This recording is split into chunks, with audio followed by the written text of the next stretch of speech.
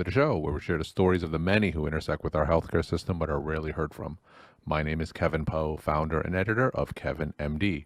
Rate and review the show at kevinmd.com/rate. Subscribe at kevinmd.com/follow. Today in the show, we have Karen Dong. She is a family physician. She wrote the Kevin MD article, The Missing Doctors, Goodbyes. Karen, welcome to the show. Hi, Kevin. Thanks so much for having me on. Excited to be on. We'll get into the article in a little bit, but first off, can you share your story and journey to where you are today? So I haven't brought this up yet, but I'm also Canadian. I grew up in Calgary, Alberta, in Western Canada, and I did my undergrad there. And while I was in undergrad, my dean actually mentioned to me, he said, you know what's a great med school is the University of Hawaii. Mm-hmm. That's where I went to med school. I was like 22-year-old self was like, yes, that is an excellent plan. And so I was lucky enough to get in and, decided I wanted to do primary care there and ended up doing my residency and training, finishing that over here in New Jersey, where we had some family on the East Coast. So I've been, international and bi-coastal and more so. So now I'm in New Jersey in the greater Philadelphia area doing primary care and some obesity, which is super exciting, and have a pretty busy family medicine practice. All right. So we always hear about the challenges of primary care in the United States. I'm a primary care physician myself. Tell me about some of the challenges and rewards that you experience on a daily basis. So there's been so many, just coming from Canada, there was so many kind of just mundane surprises. I remember in med school, I had to go to an urgent care for some reason I don't even recall. And the lady goes, your copay is XYZ. And I was like, it's a copay. And then she explained it to me and I went, so my insurance is paying you and then now I have to pay you some more. And she was like, yes, what don't you understand about this? Mm-hmm. So, I think those are some of the mundane things we probably don't question, but we probably should question more. Not that, an individual person has that much influence on that system, but there are just, so many things that I think any family doctor can bring up from the top of their head about why the incentives are warped and why aren't working well. Being on the East Coast, we are in a physician saturated area. So I think there's lots of questions in terms of overuse or inappropriate use of healthcare, especially, I have to compare it to Canada, but in general, and I think that's very, I think about psychology of what I'm telling people, and I really try to make things accessible. And I think that's a difficult thing, even if you're a very experienced clinician or you're a charismatic person, to tell people why you shouldn't do something, why you shouldn't look, why you shouldn't go digging. So I try to explain to people that we don't like to go on fishing expeditions, but I think it's very tough for people to just take that, just to accept that and be comfortable with it. So let's transition to the Kevin MD article that you wrote. It's titled The Missing Doctors, Goodbyes. Now, for those who didn't get a chance to read your article, can you just walk my audience through it and share the story of why you decided to write it?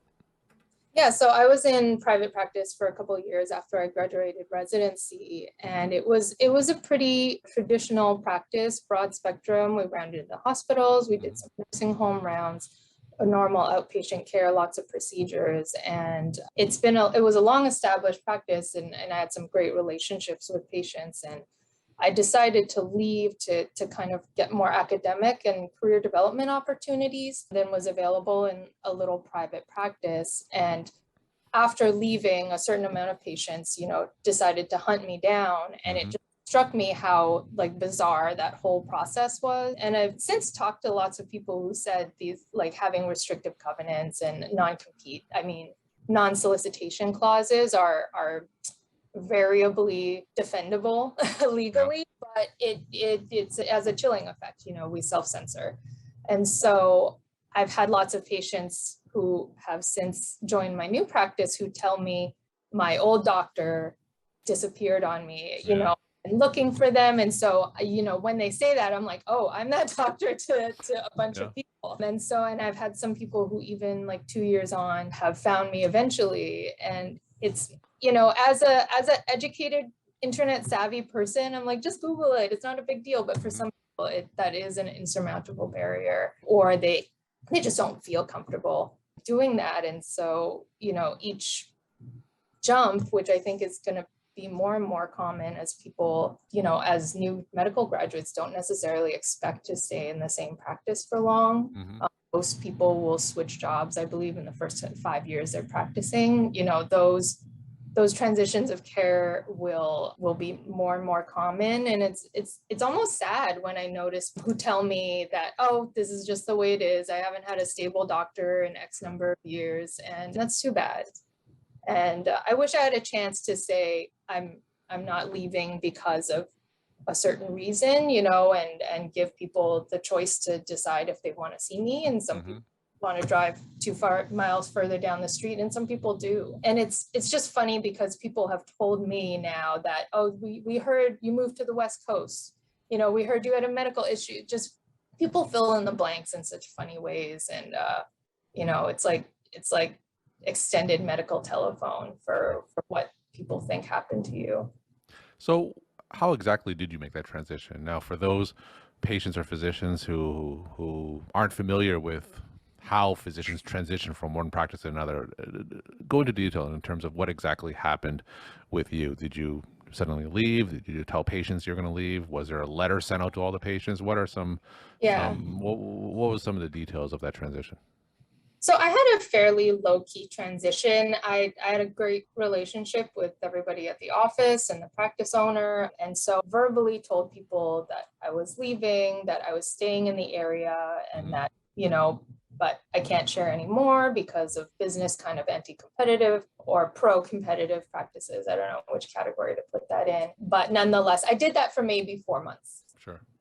Which I think is kind of as much as you can reasonably do. Yeah. And I wanted to respect the people that were still there, and, didn't want to give off the impression that I was trying to threaten their business, even though that's not how people probably thought of it. And not that many people came with me, and it was a very established practice, and people have been there a lot longer than me, and I've since filled up my panel completely again. But I think whether it's about, it's not about me in particular. I don't feel hurt that people chose or didn't choose to continue to see me. But I think that confusion really undermines what we try to tell people about how we care about them, how we care about clear communication, transparency. And then, you're in the middle of some sort of treatment, or perhaps someone's made some admission to you that they've never told anyone, and they're not entirely comfortable with what's happening. And then you kind of up and leave. To some extent, that's life, of course, but I think, we should have probably more thoughtful professional standards about what that's supposed to look like. From a primary care perspective, I see internal medicine and family practice physicians, they transfer practices all the time, certainly in my area. But from your perspective, what are the reasons why there is so much transition between practices? Geez, I think that's such a mix. I mean, I think, like I said, there's less of an expectation that you're going to be in a stable practice for a long time. So I think people come out with an awareness of what opportunities are. So I think, with the internet, with people kind of scattering in all directions after medical training, even more than in the past, I would guess. I don't know that for sure. I think people are aware of their opportunities. I think people are looking for flexibility for lifestyle options.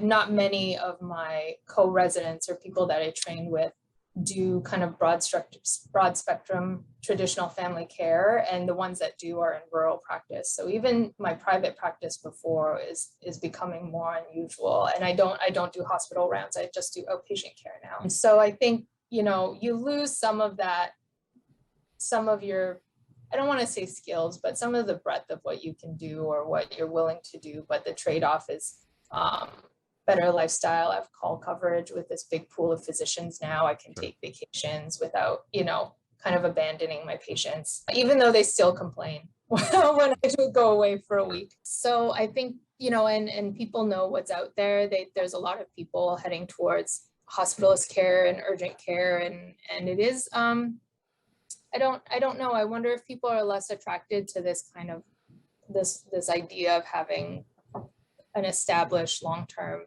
family medicine practice. And, in a big healthcare system, you have a lot of support services, and maybe, one of a fraction of people here, but I think it's still so important to have long-term relationships, to have, people that you can trust. We're talking to Karen Dong. She's a family physician. She wrote the Kevin MD article, The Missing Doctors, Goodbyes. Karen, what are some of your take-home messages that you want to leave with the Kevin MD audience?